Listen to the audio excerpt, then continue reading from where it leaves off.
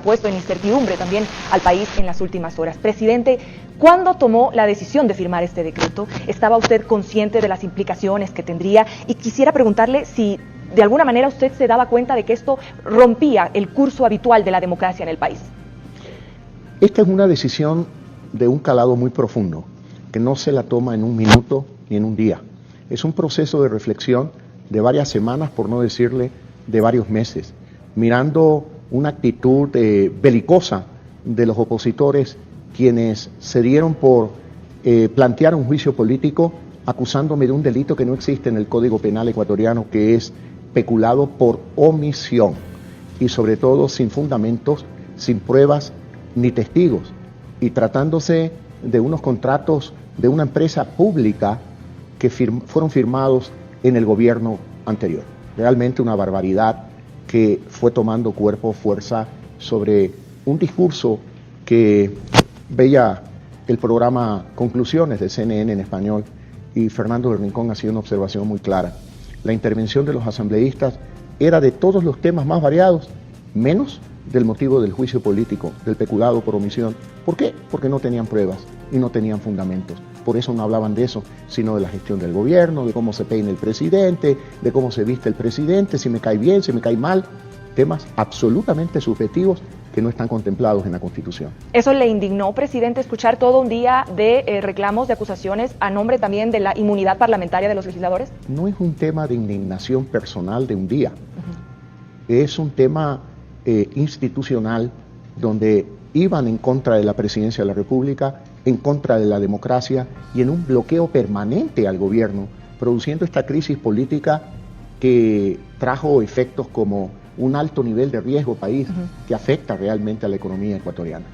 ¿Y usted estaba consciente de que de alguna manera ahora el curso habitual de esas elecciones, cuando usted ganó en el 2021, se rompen? ¿Que usted ya podría quizás no gobernar para 4 años, sino menos? Es que esa es una decisión trascendental. Yo quiero decirle que yo he puesto por delante a la patria, al Ecuador, y por encima de cualquier interés personal. Al firmar el decreto, yo he voluntariamente reducido mi programa de gobierno, mi plan de gobierno, por 2 años más, a probablemente 4 o 5 meses que dure todo el proceso, hasta elegir un nuevo presidente, unos nuevos asambleístas que van a durar exclusivamente lo que le resta a mi periodo de gobierno. Es decir, hasta el 2025 es cuando ellos podrían en una nueva elección completar el periodo, presidente. Ahora, usted quisiera que me cuente cómo fueron esas horas o días previos. ¿Se reunió con el alto mando militar, policial?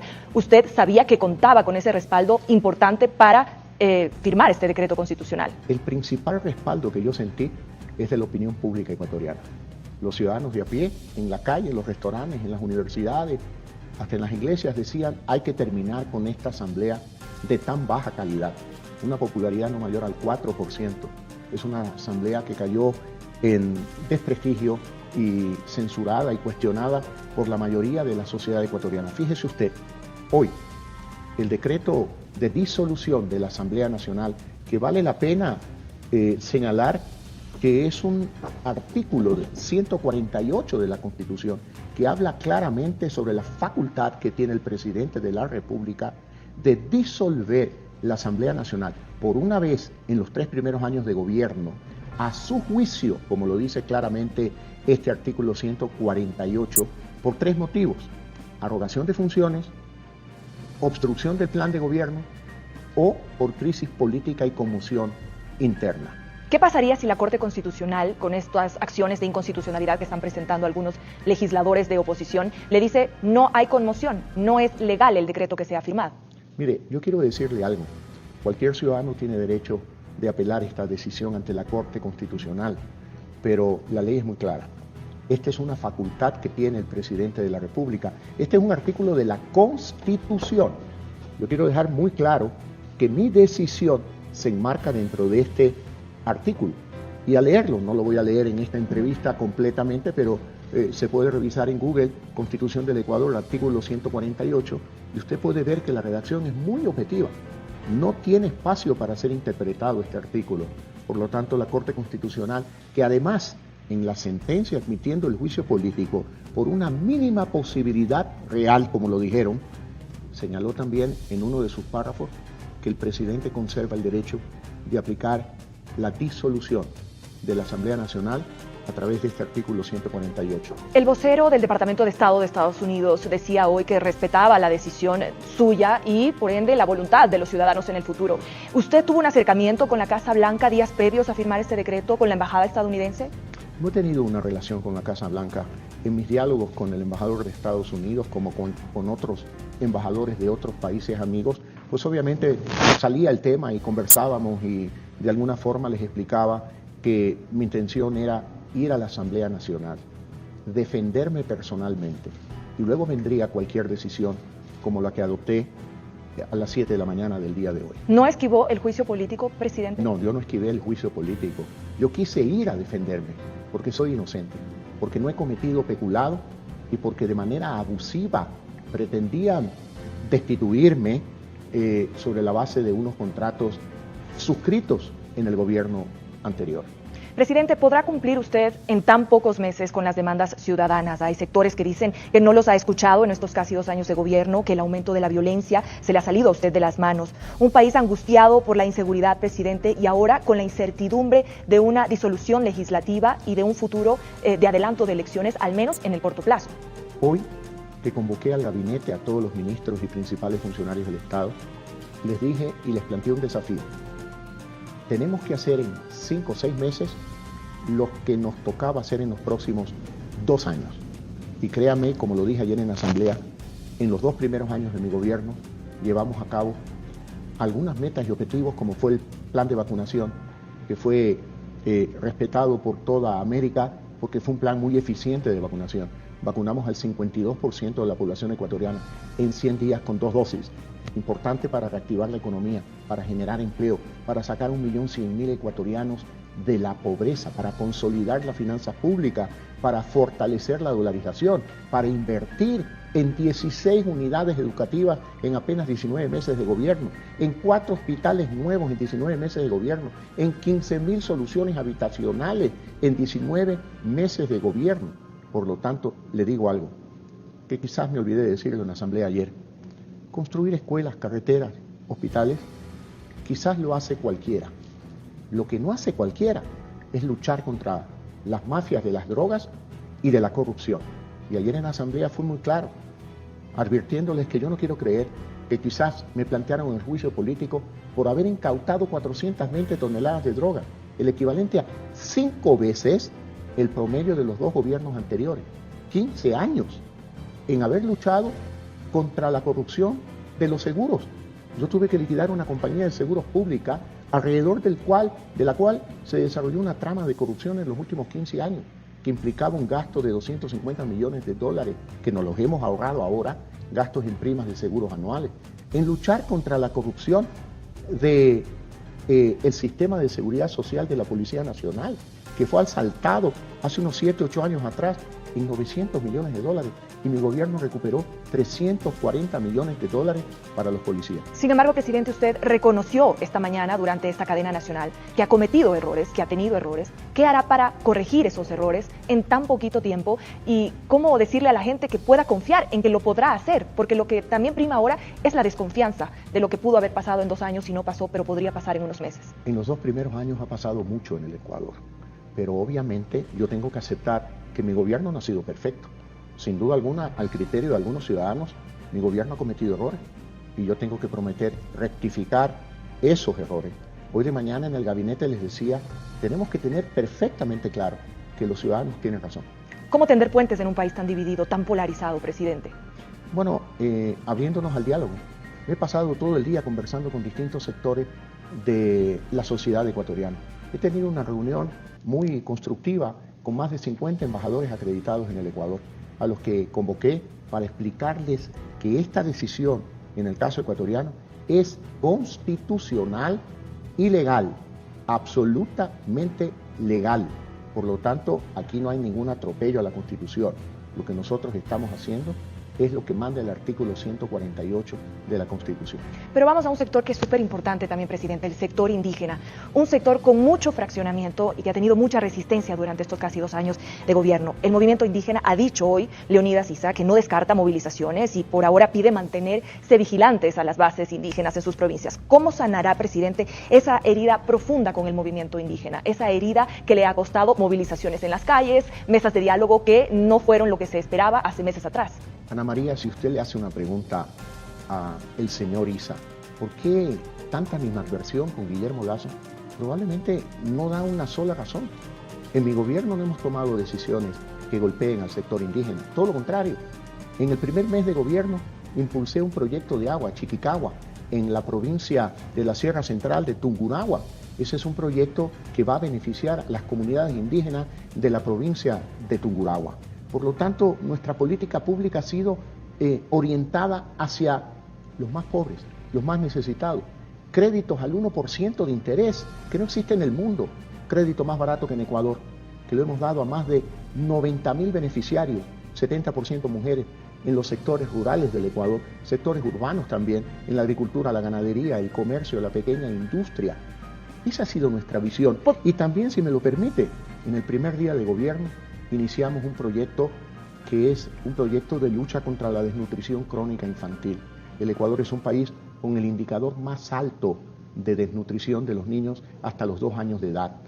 Y claro, estamos trabajando para luchar contra esa situación y hemos avanzado mucho. Por lo tanto, mi gobierno se ha volcado a trabajar para el sector indígena que está mayoritariamente presente en la Sierra Central, donde hemos orientado nuestros esfuerzos en proyectos de agua, en lucha contra la desnutrición crónica infantil, en créditos al 1%, el crédito más barato del mundo, para impulsar el emprendimiento de las mujeres especialmente. Pero ahora mismo hay acercamientos con líderes de la CONAIE. Hemos visto en los últimos días que el movimiento indígena está muy dividido, que hay fricciones internas muy graves, sobre todo con su brazo político Pachacuti, presidente. ¿Ha habido algún tipo de acercamiento o quizás ellos también podrían buscar en las elecciones anticipadas una oportunidad para postularse, por ejemplo, y ser gobierno? Bueno, si quieren participar en las elecciones me parece muy bien.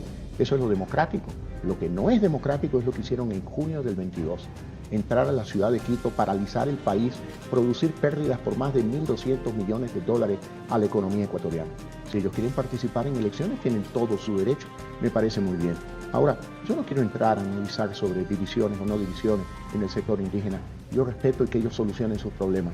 Yo estoy pensando en cómo soluciono los problemas de la familia ecuatoriana, del padre de familia, de la madre de familia, para quien hoy presenté a la Corte Constitucional, de acuerdo con la Constitución, el artículo 148, un proyecto de ley para reducir impuestos en aproximadamente 200 millones de dólares para 460.000 familias ecuatorianas.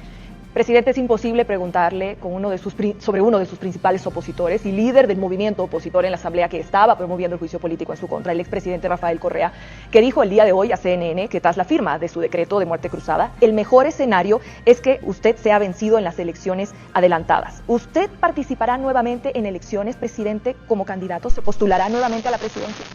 Ese es un tema que yo no lo quiero tratar ahora, porque esta es la hora de la patria, la hora del Ecuador, donde está por delante el país, el interés común, por encima de cualquier interés particular, en este caso de un político que quiera mantenerse en el poder en las próximas elecciones. Ahora, permítanme decirle algo. Yo creo que el expresidente Correa tiene una deuda con el país. Tiene que venir a cumplir una sentencia de 8 años de prisión por cometer un delito de corrupción.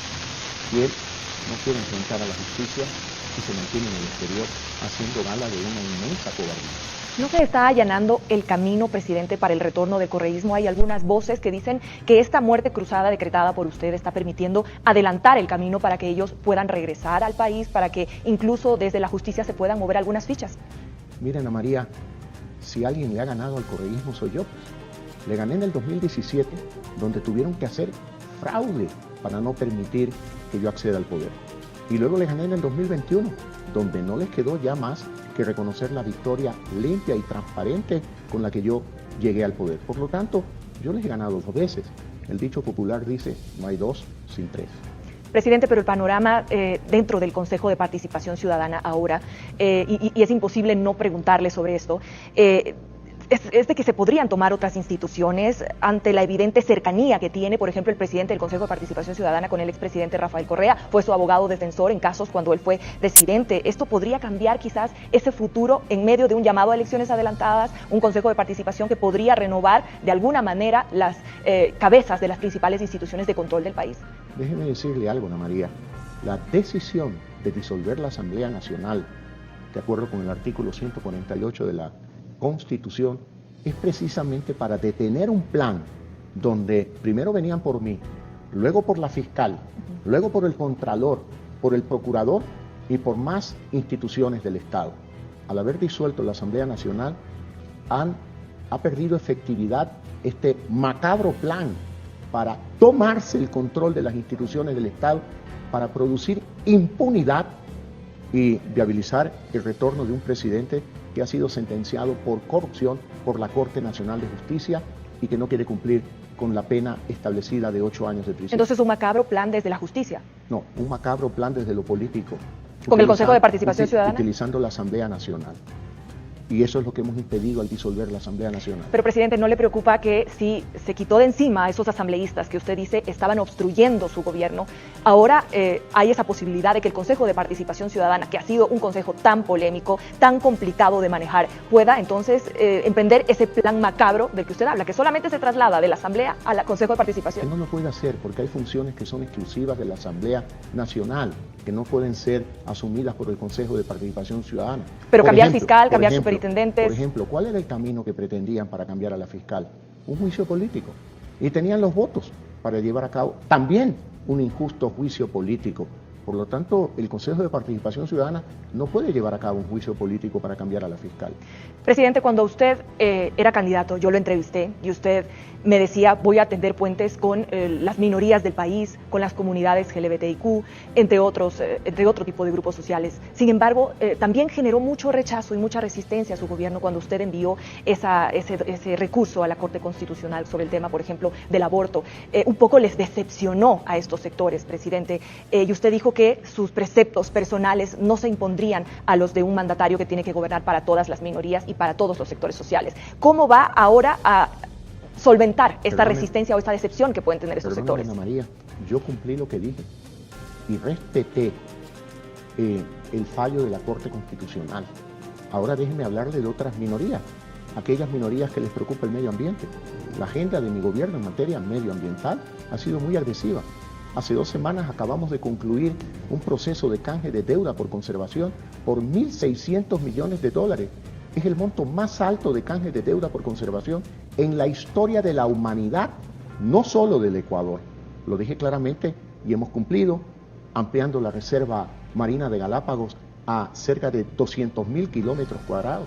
Hemos cumplido, hemos respetado opiniones de grupos, yo no los quiero llamar minoritarios, grupos de la sociedad con los que tomé contacto en la segunda vuelta electoral, como los que usted señala, también como los medioambientalistas.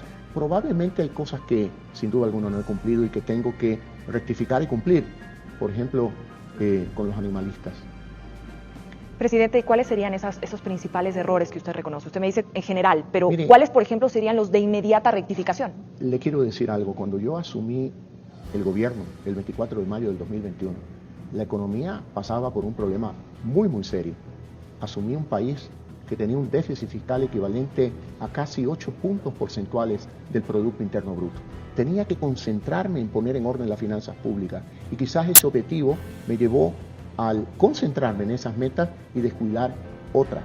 Pero ahora que hemos logrado reducir el déficit a 2 puntos del PIB, a incrementar la Reserva Monetaria Internacional, a consolidar la dolarización y a poner en orden las finanzas públicas, ya podemos atender con mayor respiro otros objetivos que exige la sociedad ecuatoriana. Presidente, usted hoy firmó su primer decreto en materia urgente económica, ya una vez que ha decretado esta muerte cruzada. Es uno de los decretos que se ha establecido para la reducción de carga impositiva a los ciudadanos. Usted venía acarreando muchas críticas por esa reforma tributaria que se aprobó, por esos impuestos que subieron para la clase media, pero ¿qué ocurrirá ahora con este decreto que usted acaba de firmar? ¿Por qué ahora? ¿Por qué no antes? Miren, Ana María, ahí está una prueba de rectificación.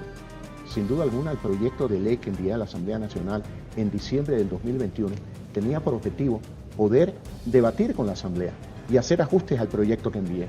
pero finalmente la Asamblea Nacional lo aprobó tal cual, entró por el Ministerio de la Ley y claro, se perdió la oportunidad de poder debatir democráticamente y hacer ajustes y calibraciones al proyecto. Ya que eso no sucedió, pues ahí tiene una prueba de rectificación. Hoy estoy enviando un proyecto de ley, como lo he hecho temprano en este día, a la Corte Constitucional para que de acuerdo con el artículo 148 ellos puedan aprobarlo, porque de acuerdo con este artículo puedo enviar proyectos en materia económica con urgencia a la Corte Constitucional y eso he hecho hoy. Un paso de rectificación. Y justamente sobre eso quiero preguntarle, presidente, ¿cómo sorteará a la Corte Constitucional, que también tendrá que revisar estos decretos en materia urgente económico, que tendrá que hacer un control constitucional de lo que usted va a firmar ahora, ya una vez que gobernará por decretos ley? La revisión de la Corte Constitucional y el control es en aspectos de forma, que los proyectos no violen la Constitución, pero en los temas de fondo, por ejemplo, en materia económica, en materia tributaria, son decisiones del Ejecutivo. Ahora quiero preguntarle sobre Perú. Hay muchas preguntas en el ambiente internacional, en el ámbito internacional, sobre cuánto se podría comparar lo que está sucediendo hoy en Ecuador con esta muerte cruzada y disolución de la Asamblea, con lo que ocurrió en Perú hace poco tiempo atrás con la disolución del Congreso, que bueno, acarrió todas las consecuencias sociales y en las calles también, tras lo que hizo el expresidente Castillo. Uno de los mejores artículos que he leído durante el día, no solo uno, sino dos, publicados en la plataforma de Infobae, que tiene un gran número de seguidores, y ellos en sus artículos son muy claros y objetivos en diferenciar el caso de Perú con el caso de Ecuador.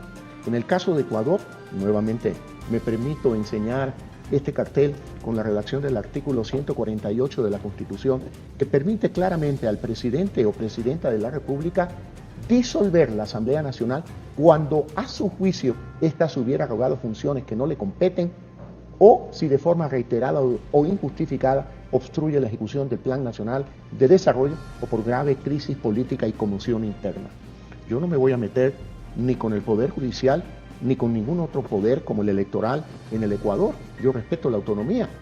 La Constitución solo me faculta disolver la Asamblea Nacional. Esa es la diferencia con el caso de Perú, porque en el Ecuador sí es posible constitucionalmente que el presidente lo haga.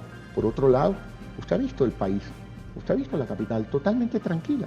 Aquí no hay ningún inconveniente en las calles. Lo que ha habido es un conflicto entre la Asamblea Nacional, los opositores, un grupo de asambleístas y el gobierno nacional.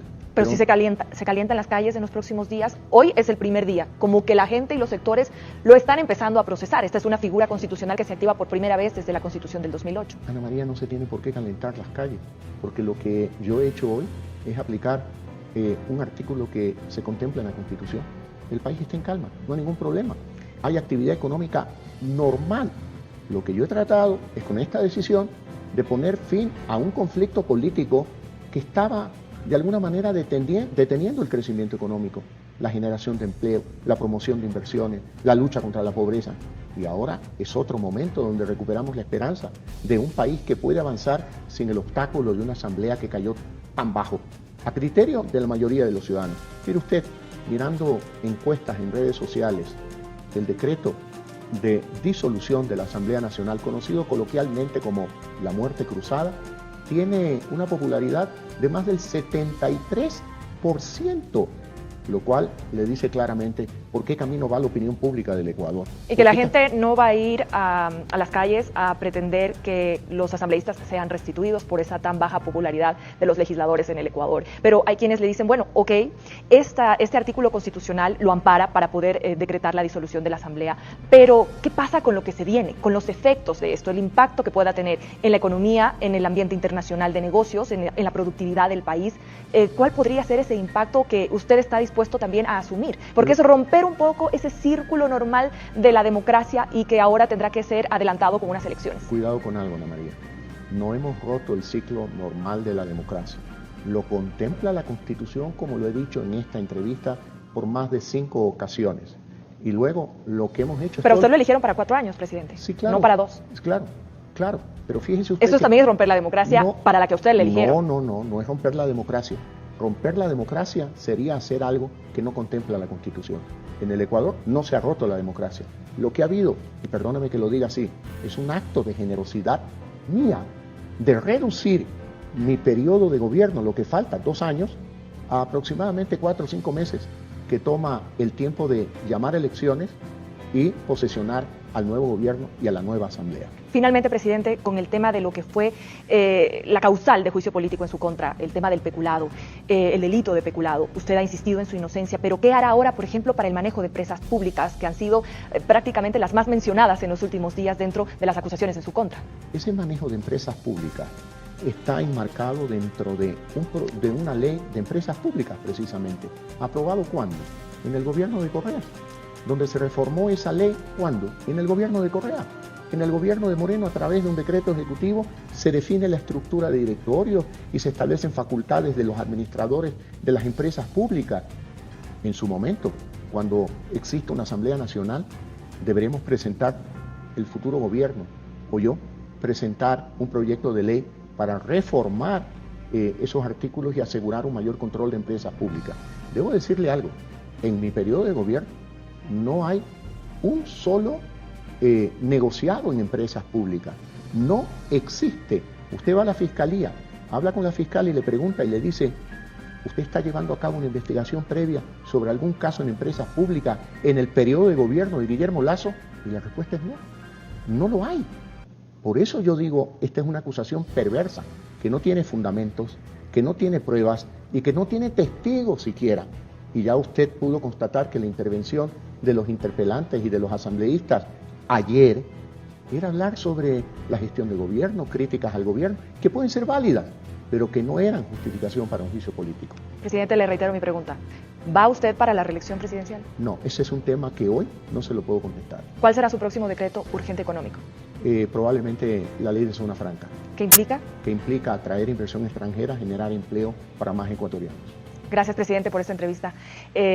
Estamos al pendiente de saber el contenido de ese decreto, si usted se postulará a las próximas elecciones y cómo sorteará estas dificultades que también tendrá sin asamblea, porque la asamblea es el colegislador, el ejecutivo necesita de la asamblea para algunas cosas, pero habrá que ver en los próximos días, presidente, cómo usted nos vaya haciendo estos anuncios. Gracias por atender nuestra entrevista, la primera entrevista después de la firma de este decreto ejecutivo de muerte cruzada que se activa por primera vez en Ecuador después del 2008 que se aprobó la Constitución con la configuración de esta herramienta constitucional, presidente. Muchas gracias, Ana María, gracias por esta entrevista y muy lejos de convertirse en una etapa con más obstáculos, no, es una etapa con mayores oportunidades para que un gobierno pueda desarrollar su actividad sin una oposición permanente y constante que nos llevaba prácticamente a 5 investigaciones por día a un mismo ministro. Dese cuenta.